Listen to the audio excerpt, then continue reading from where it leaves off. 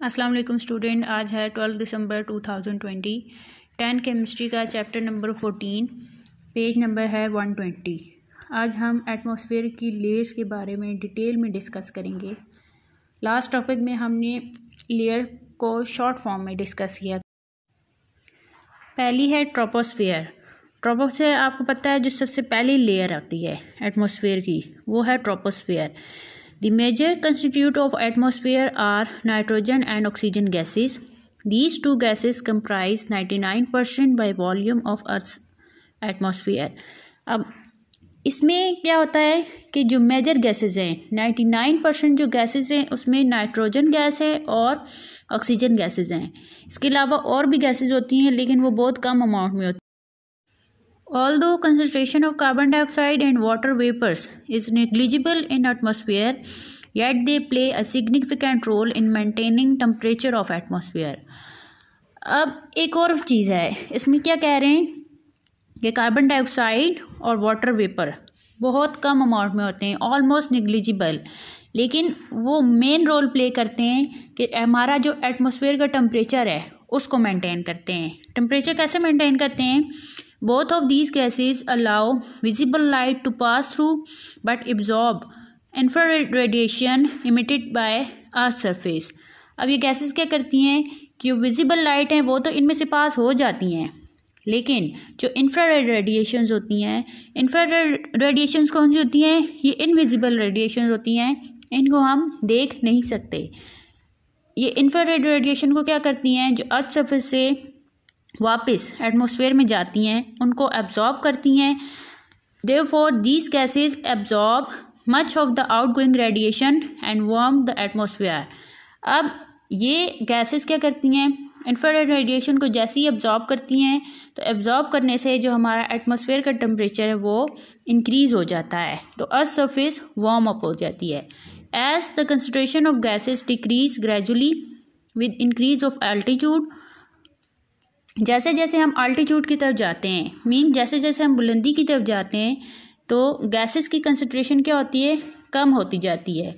Correspondingly temperature also decrease at a rate of 6 degree centigrade पर kilometre, यानी कि 1 kilometre में 6 डिग्री सेंटीग्रेड टेम्परेचर भी डिक्रीज़ होता जाता है। जैसे ही हम ऊपर जाते हैं तो गैसेस की कंसंट्रेशन भी डिक्रीज़ होती है, इसके साथ साथ टेम्परेचर भी डिक्रीज़ होता है 6 डिग्री सेंटीग्रेड पर किलोमीटर।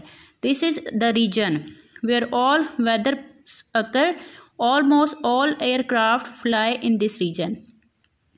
अब आपने इसमें 4 मेन पॉइंट्स याद रखने हैं। एक तो ये है कि 99% बाय वॉल्यूम गैसेस कौन सी हैं, नाइट्रोजन और ऑक्सीजन। इसके अलावा कार्बन डाइऑक्साइड और वाटर वेपर्स भी होते हैं लेकिन वो निग्लिजिबल होते हैं, बहुत कम अमाउंट में होती हैं।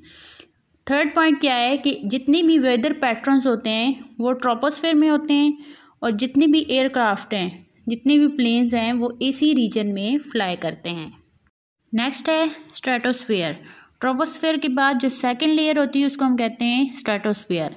This region is next to troposphere and extend up to 50 kilometre. अब ये कहाँ तक एक्सटेंड है, कहाँ तक इसकी रेंज है? अप टू 50 किलोमीटर तक स्ट्रेटोस्फेयर होती है। In this region temperature rises gradually up to 2 degree centigrade.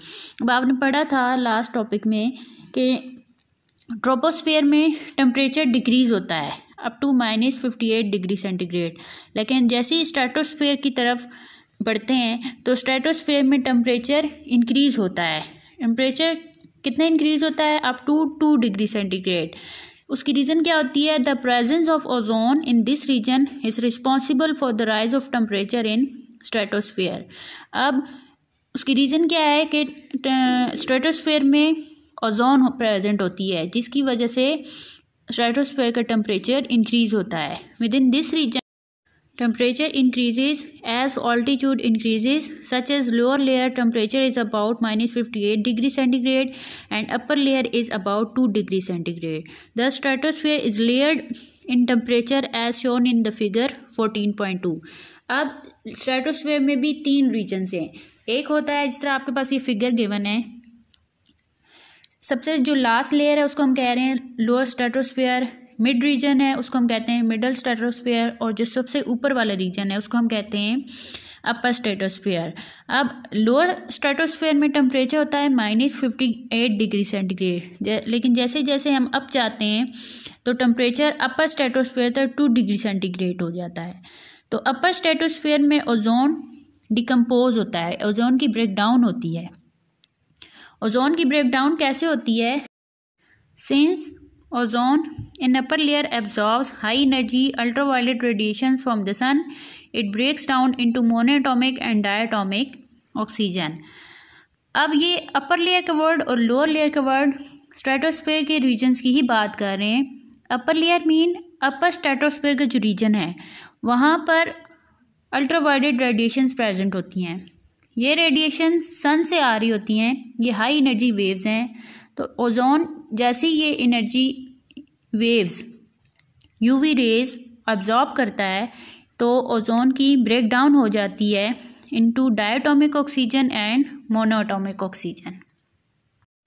The mid stratosphere has less UV light passing through it. Here oxygen, monoatomic oxygen and diatomic oxygen recombine to form ozone, which is an exothermic reaction। अब mid जो stratosphere reason है यहाँ पर ozone की formation होती है। Formation किस वजह से होती है?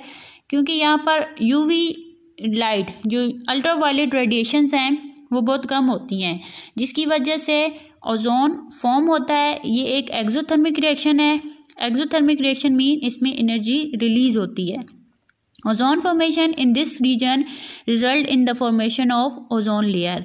अब ओजोन फॉर्मेशन होती है इस रीजन में, इट मीन्स यहाँ पर ओजोन लेयर की फॉर्मेशन होती है। Thus ozone layer exist in the mid stratosphere. यहाँ पर आपके पास अगेन रिएक्शन बताया है कि डायटोमिक ऑक्सीजन और मोनोएटॉमिक ऑक्सीजन मिलेंगे तो अगेन ओजोन फॉर्म होगा। The lower stratosphere receive very low ultraviolet radiations, thus monoatomic oxygen is not found here and ozone is not form hair.